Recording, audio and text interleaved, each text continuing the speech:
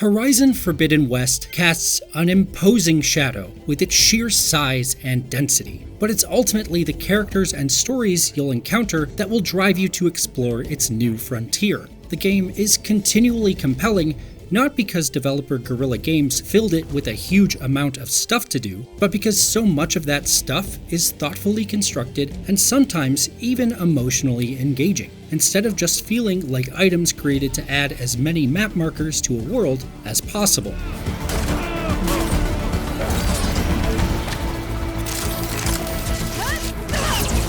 Forbidden West picks up almost immediately after the end of the original Horizon and its DLC add-on, Frozen Wilds, and it expects you to be very familiar with protagonist Aloy's adventures from back in 2017. It's set in the distant future after the world as we know it has ended and humans have reverted to a tribalistic society scattered across the ruins of the United States. And roaming all around the world are giant robotic animals, some as big as dinosaurs that kill humans on sight. Although Aloy defeated the rogue artificial intelligence Hades in the first game, the damage it did to the planet's biosphere means she's still hunting ancient tech to fix the problem.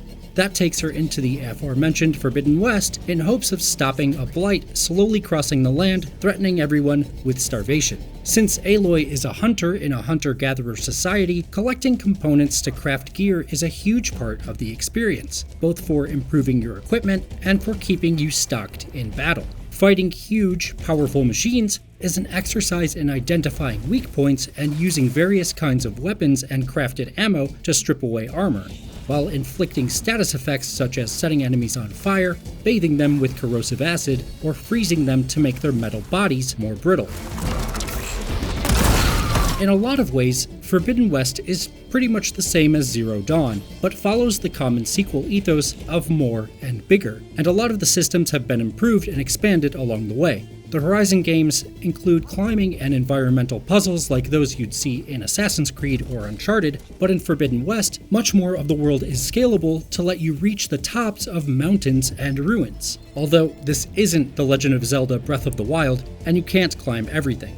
The freedom still improves traversal quite a bit, however, as does a powered grapple that you can use to reach specially marked points, a glider that lets you get down from those high places quickly, and the ability to swim and explore submerged environments. Your arsenal is larger, with a bunch of different kinds of weapons and elemental ammo types for straight combat, plus a series of craftable traps that you can use to take down machines and enemies before they spot you and have a chance to fight back.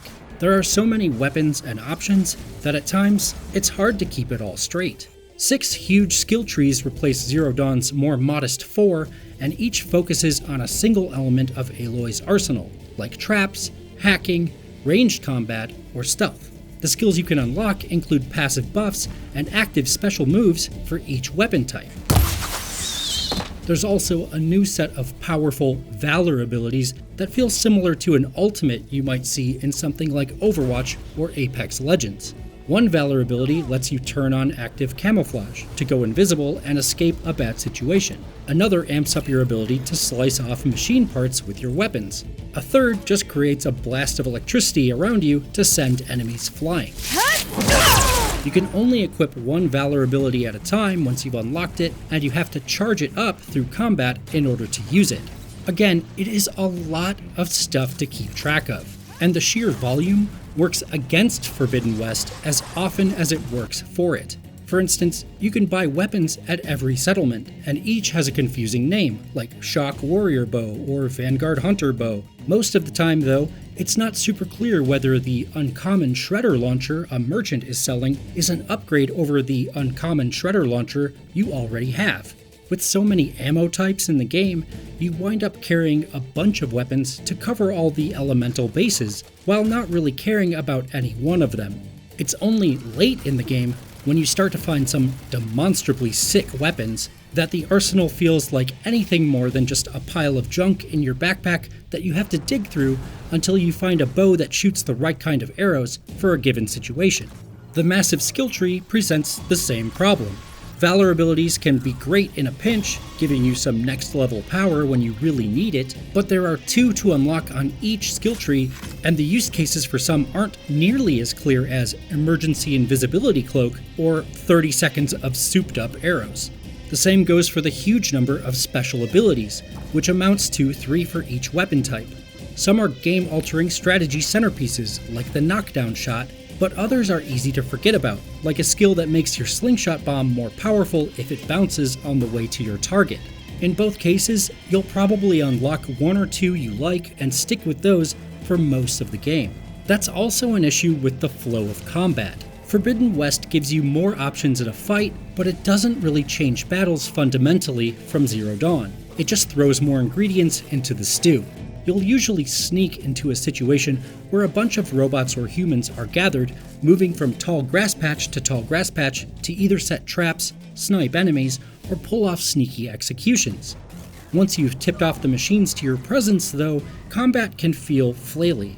Enemies have a tendency to attack quickly and relentlessly, and your only defensive recourse is a dodge roll to get out of harm's way. So when a scrapper or a wide mod charges, you're dodging attack after attack, hoping to get a little distance to draw an arrow and get a shot off before you go back to fleeing for your life. It's also frustrating trying to dig through your stupidly large bag of traps and potions to find an item that can heal you or cancel status effects as, again, you're being chased down by an apartment building sized predator. Aloy has so much gear and so many options at all times that a lot of Forbidden West's good ideas about combat, stealth, trapping, and crafting get in the way of one another. But when you're able to make Aloy's various tools and abilities come together, it creates some harrowing and exciting battles. That's especially true when you're able to make a plan with stealth, traps, and tactics and execute it.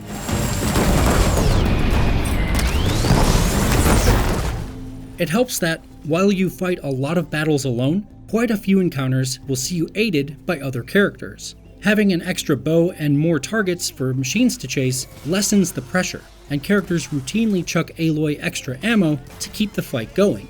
It's those other characters that will keep you going through Forbidden West, as much as the opportunity to explore a fascinating ruin or fell a rampaging Robo-T-Rex. Often, you'll meet up with someone from a local tribe who has a vested interest in checking out that long-dormant agricultural testing facility or space travel research lab, and it's in building relationships with those characters and learning about their various peoples that Forbidden West really shines, even if Aloy herself is kind of dull. Forbidden West puts Aloy in an almost Mass Effect style position of building a team to help her save the world. About a third of the way into the game, you establish a stable base of operations, and characters both old and new become mainstays.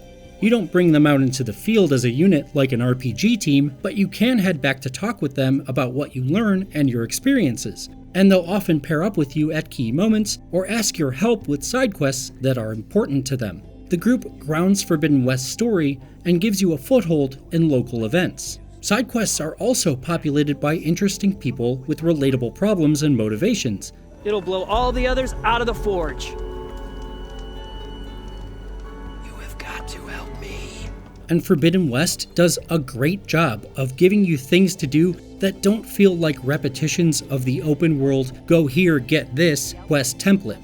Often, side quests involve several steps or multiple missions, forcing Aloy to intervene in local politics or help with a dire situation.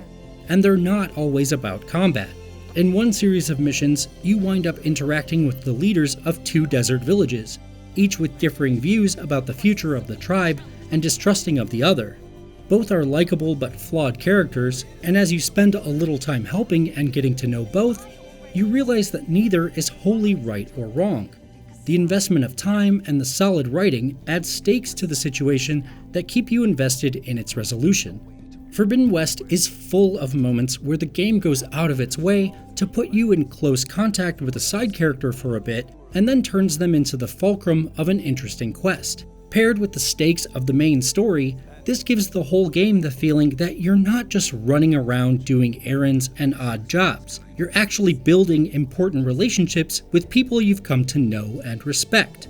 And while there are an absolute truckload of side quests, plus smaller jobs to do, many are well written and offer a deeper look into Forbidden West's world.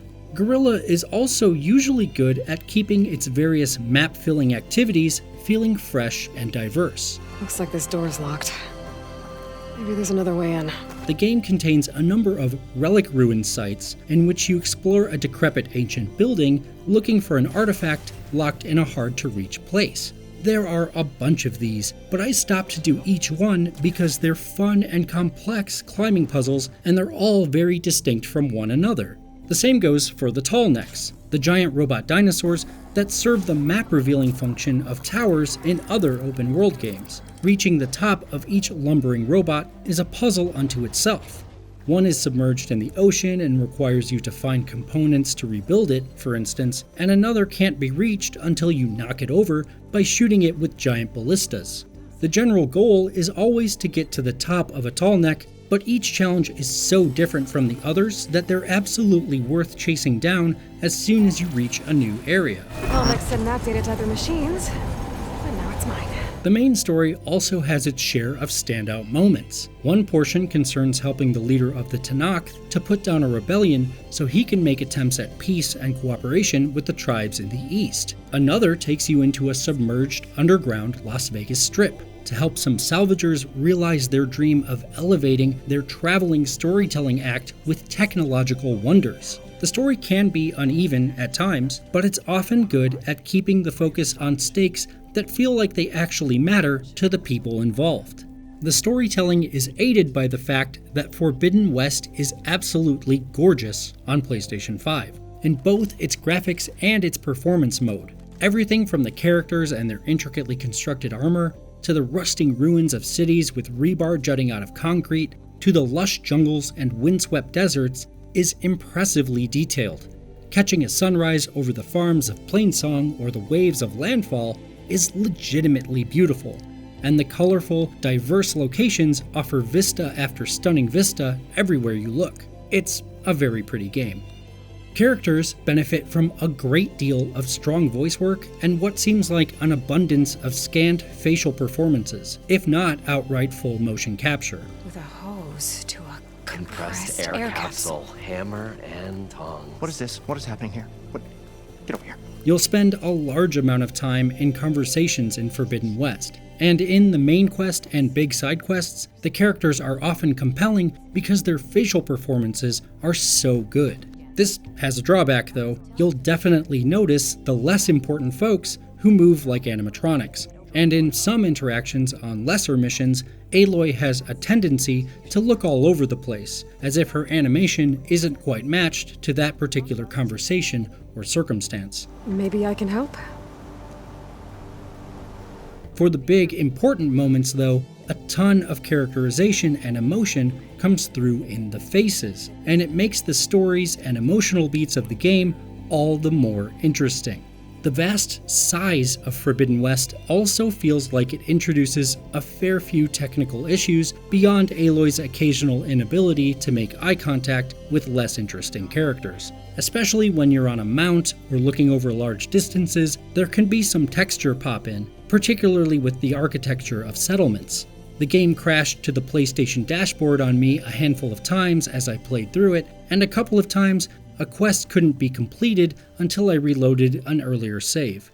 Aloy got stuck looting a chest or an enemy a few times, forcing me to roll back to an earlier save, and she got stuck in the sky and in the ground on a couple of occasions too. None of these issues were game-breaking for me, and Forbidden West autosaves liberally, so I never lost much, if any, progress.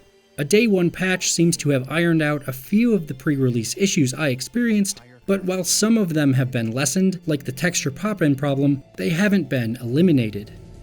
Overall, though, Horizon Forbidden West does a lot more right than it does wrong. It might be jam-packed with stuff to see, do, know, and remember, but when its many systems come together, it can be a beautiful, exciting, and delightful open-world experience. The story that drives you through the frontier is often well told, and does well to center actual characters rather than audio logs.